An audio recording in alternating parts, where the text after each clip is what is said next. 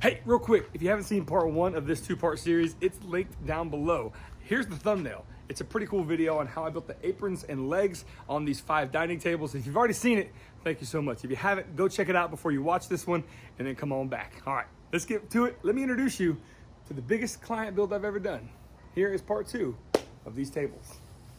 What's up, guys? Welcome back to the channel. My name is Chris. These are 5 dining tables, biggest commission I've ever done.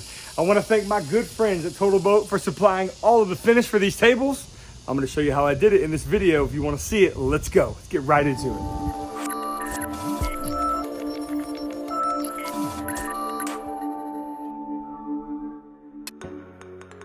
All right, guys, thank you so much. Thank you for joining me. These tables, well, they're gonna be 48 by 40, and I've got a story stick here that's gonna help me cut these pieces into roughly 51 to 52 inch lengths, giving me a lot of room to work with once I need to trim them to final size.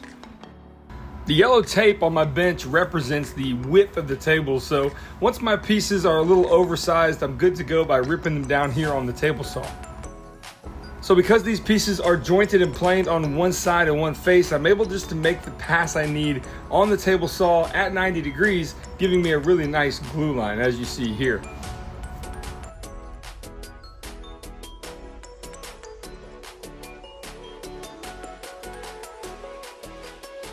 I've got my rough length cut, I've got my width cut, and now it's time to bring the pieces to their final thickness. Doing so on the planer and then the drum sander. I actually purchased this drum sander a few months ago in anticipation of this project alone. It really did make quick work of putting these tables together, and it's an awesome addition to the shop.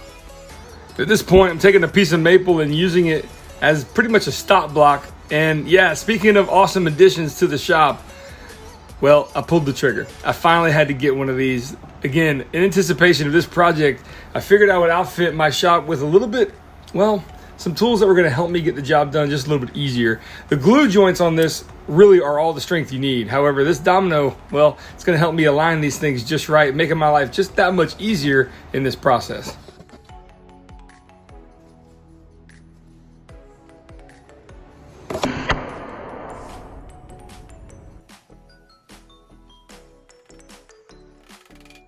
Here's a quick tip for you. When you finally upgrade to one of these dominoes, when you're putting these dominoes in, they're made of beech wood, and you're hitting on end grain. So if you do that with a hard hammer or a metal hammer, you could splay those things out like a used toothbrush.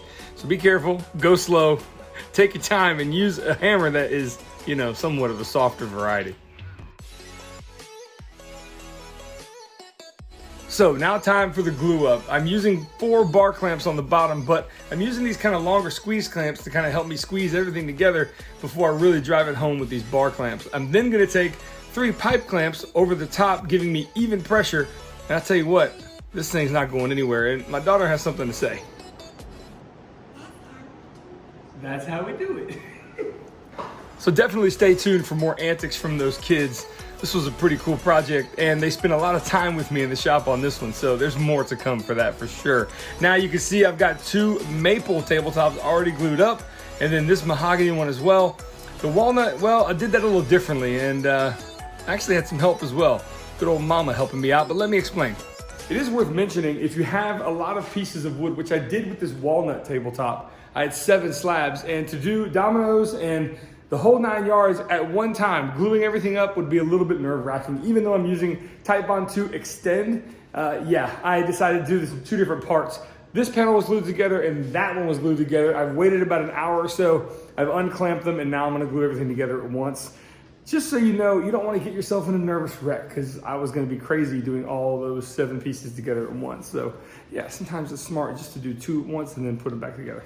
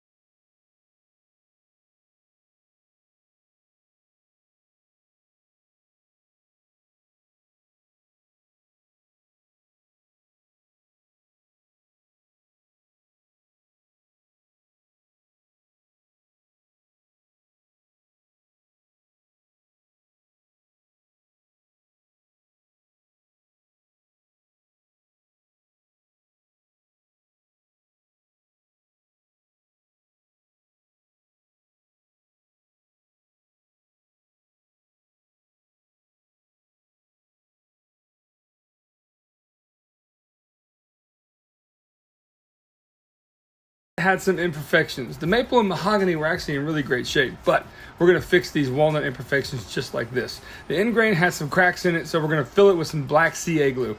Simply gonna just flood the surface, sand it down after applying some activator, gonna lather, rinse, repeat that a couple times, and now that's the end grain complete. That looks pretty good. The next step, well, we're gonna use some resin. And for that, I've got this 2-part high performance resin. You're gonna see it right here from Total Boat. And of course, I'm gonna dispense it with their new pump system. This gives you the exact amount that you need of hardener to resin, 2-to-1 ratio. Once that's done, we're gonna incorporate some black diamond pigments to give us kind of an aquamarine color as well. And this is kind of a gamble on my part because the client didn't realize I was doing this. I picked the color, I decided to keep the imperfections in the piece, and I think it's gonna be a beautiful addition. Plus, a conversation starter at that.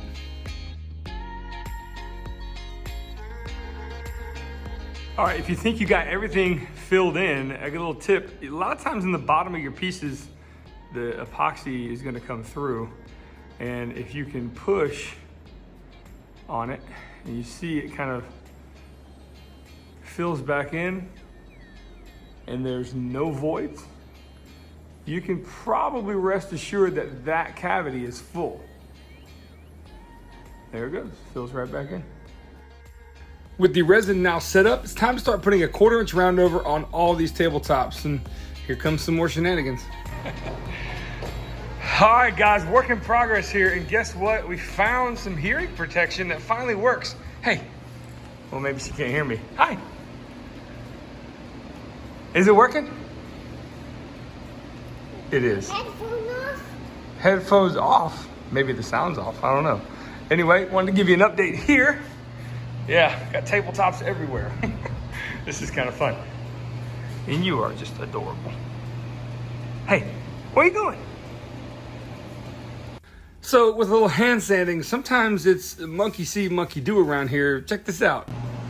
Okay, you see that tabletop? That girl right here was sanding it. I said, hold on, let's get you your own little project. So, give it a sand. No, why not? Oh, you need to put on your hearing protect. Oh, no. Are you over it? You're not over it. There you go. Okay, so, are you going to sand your project? Good job. Uh-oh, uh-oh. Nice work. There you go. Random patterns. So sweet. All right, back to work over here.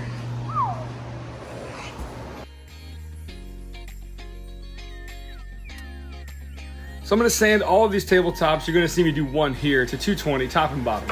Then I'm gonna put a round over the tops and the bottoms as well. And if your router seems to be a little bit sticky or it just isn't going through your pieces as smoothly as you'd like, put a little paste wax on the plate itself, and that will probably alleviate that stickiness.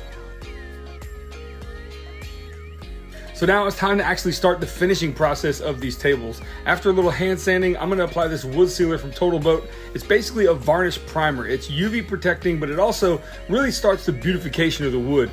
It not only pops the grain, but it gives that natural color that really the wood deserves to show.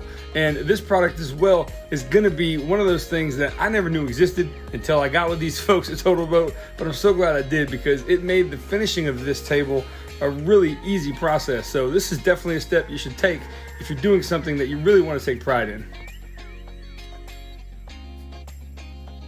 I mean, just look at how it pops the grain on this mahogany. This is only the beginning of the finishing stage, and already you can see how beautiful these things are going to turn out.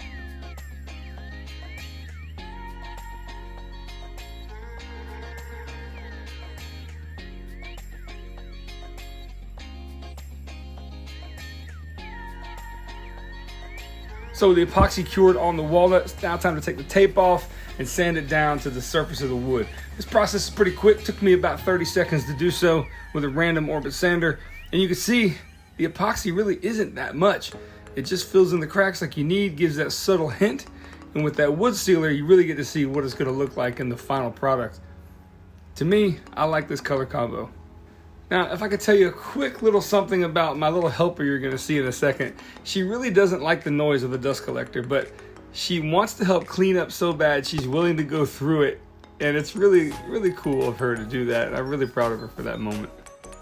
Okay, with the tables pre-finished, it's now time to actually attach these to the aprons, and I'm doing that with these tabletop fasteners.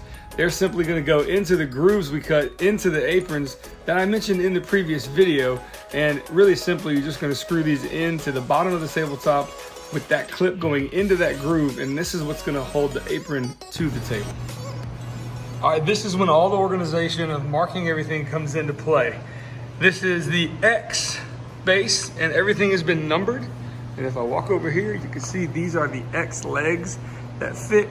Everything has been numbered, and now it's time to install. The legs are gonna be installed with 2 hanger bolts. Now, if you don't know what a hanger bolt is, imagine if a lag screw and a machine screw got together and made themselves into twins. So one half is a machine screw, one half is a lag screw. The lag is going into the leg, and the machine screw is coming out into the apron, and that's what I'm using these nuts to tighten in on. I'm then gonna take these little square, these are perfect for this, these little square feet that I found on Amazon, and those are gonna be installed just like this. So this is a pretty big and intense moment for me here. Everything is assembled, and I've not seen this turned upside down yet. Why would I take it down, look at it, and put it back? I'm just not gonna do that. So, all right, here we go. Wish me luck. This should be okay, but pretty cool moment. Let's make it happen.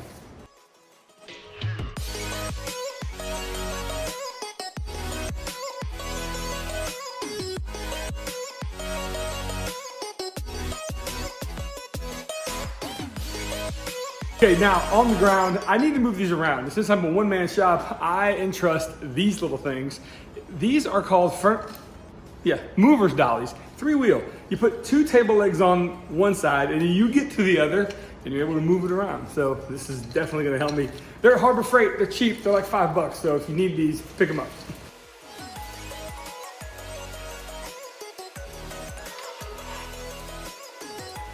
Oh, I think she approves. You like it? Hey girl, yo, you like it? Yeah. I'm not sure if she's referring to the treat or the table. Change of plans. I totally forgot I was gonna spray this stuff in here with some clear coat, and as you see,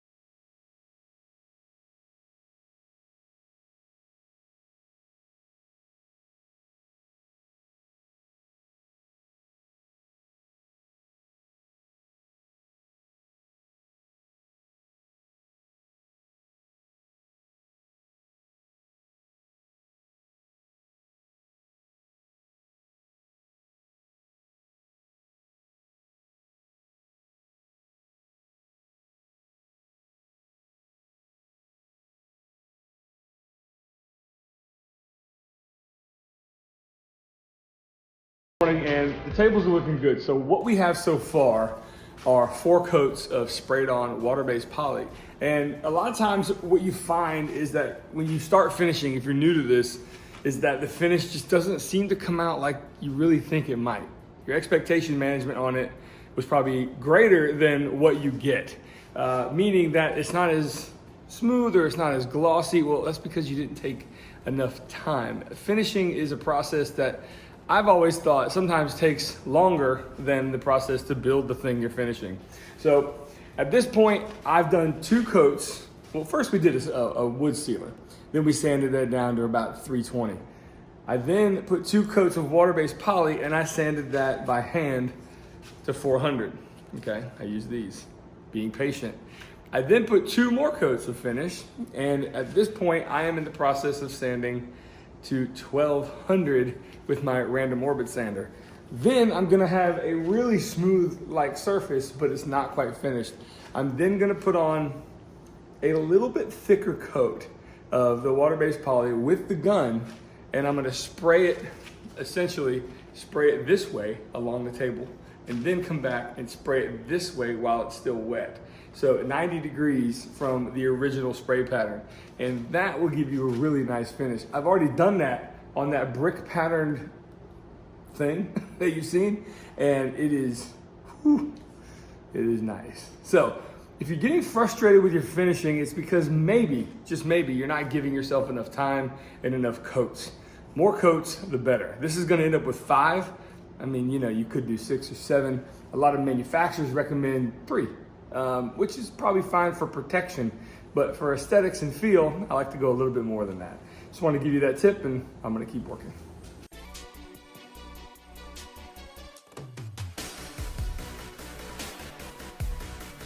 All right, the final coat. Now I've actually got this footage sped up quite a bit. I'm actually going really slow here and very deliberate by making these final passes.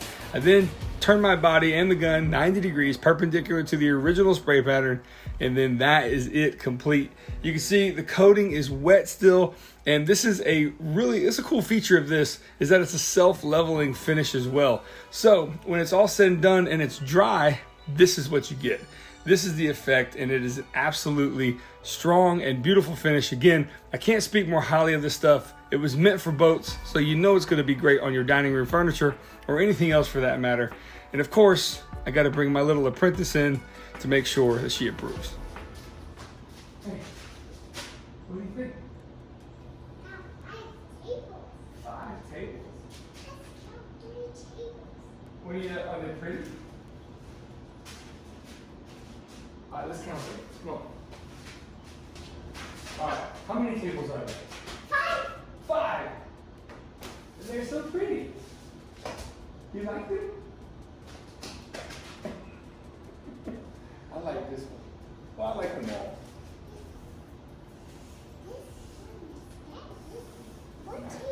One table.